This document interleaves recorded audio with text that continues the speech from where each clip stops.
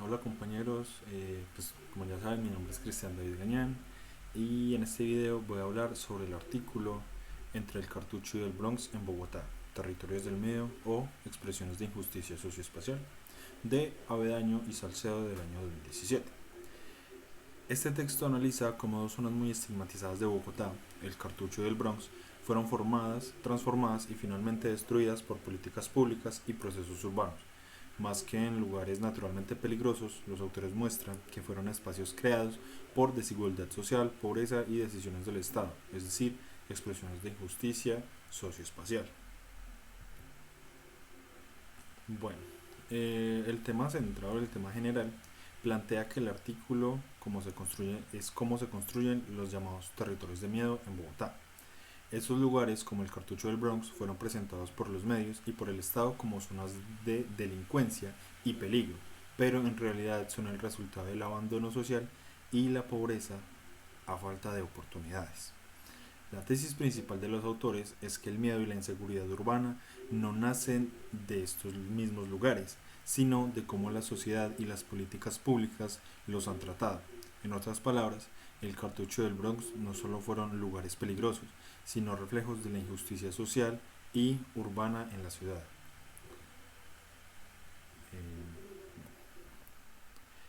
Como teorías principales, el artículo nos muestra tres. La primera es la geografía del crimen, que explica cómo el delito y la violencia se distribuyen en el espacio.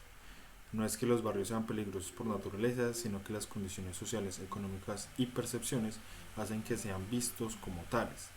En segundo, los imaginarios del miedo, que muestran cómo la gente aprende a temer ciertos lugares a través de los medios de comunicación y discursos políticos.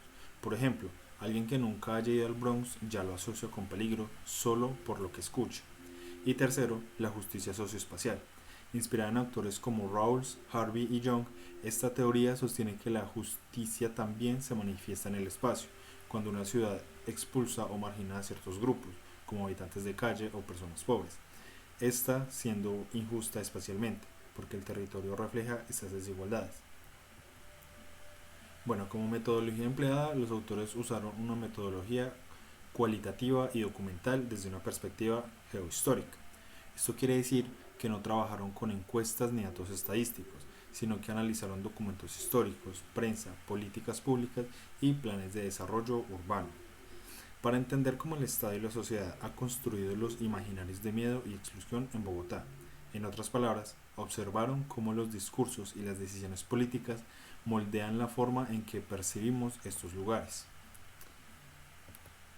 Bueno, entrando un poco en historia, el primer caso lo tenemos en el Cartucho, un barrio en el centro de Bogotá conocido originalmente como Santa Inés.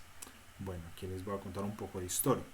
En el siglo XX fue una zona de clase media con comercio y vida familiar, pero desde los años 40 y 50, con la llegada masiva de desplazados del campo por la violencia, el barrio empezó a deteriorarse. Las clases altas se trasladaron al norte, a barrios como Chapinero, y el centro fue quedado en abandono. Con el paso del tiempo, la pobreza y el hacimiento y el abandono estatal convirtieron al Cartucho en un espacio de informalidad, drogas y violencia. En los años 70 y 80 ya se hablaba del Cartucho como el infierno del centro de Bogotá.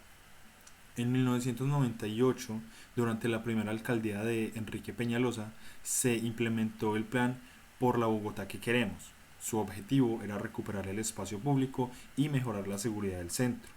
Y bajo ese argumento se demolió el Cartucho para construir el Parque Tercer Milenio. Pero aunque se eliminó el barrio, los problemas sociales no desaparecieron. Las personas desplazadas simplemente se movieron a otras zonas cercanas, especialmente al sector del Voto Nacional, donde más tarde surgió el Bronx. Bueno, y como nacimiento del Bronx, este nació directamente del desplazamiento causado por la demolición del Cartucho.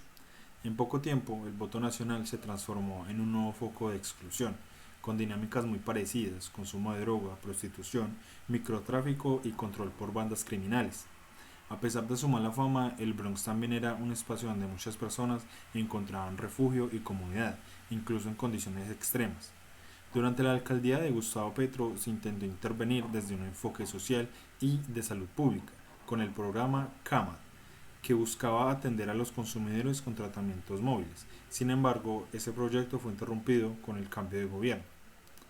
En 2016, ya bajo la segunda alcaldía de Enrique Peñalosa, se realizó un mega operativo policial para desalojar el Bronx. Luego se lanzó el proyecto Bronx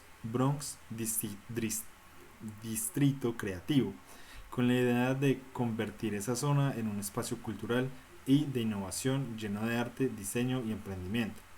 Pero como señalan los autores, esta acción repitió el mismo error del cartucho. Se eliminó el lugar, pero no los cauces sociales que lo generaron. Los habitantes fueron nuevamente desplazados a otros sectores del centro y sur de la ciudad.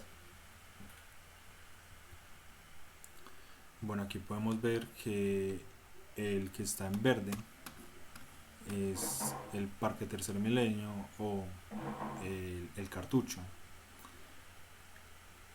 y el que está en naranja es el Voto Nacional o el Bronx.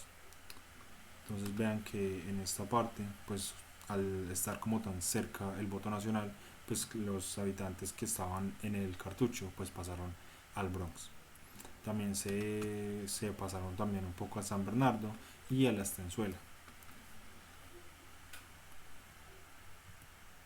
Bueno, con las políticas públicas, tanto el Cartucho como el Bronx fueron intervenidos dentro de proyectos urbanos presentados como renovación o recuperación del centro.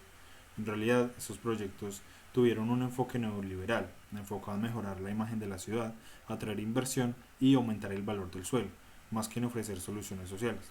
El caso del Cartucho, el proyecto Por la Bogotá que queremos, de 1998, priorizó la creación del Parque Tercer Milenio, símbolo de una ciudad moderna y limpia, pero sin tener en cuenta la vida ni el destino de las personas desalojadas. En el caso del Bronx, el proyecto Bronx Distrito Creativo del 2016 siguió la misma lógica, transformar un espacio marginal en un polo de desarrollo económico y cultural, pero desplazando nuevamente a los sectores más vulnerables. Los autores afirman que en ambos casos el Estado usó el miedo como justificación para intervenir. Así, los territorios del miedo se convirtieron en territorios de oportunidad económica, donde la exclusión se disfrazó de progreso urbano.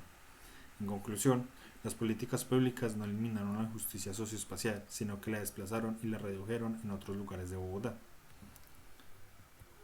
Como conclusiones del artículo, los autores concluyen que el miedo urbano es una construcción social alimentada por discursos políticos y mediáticos.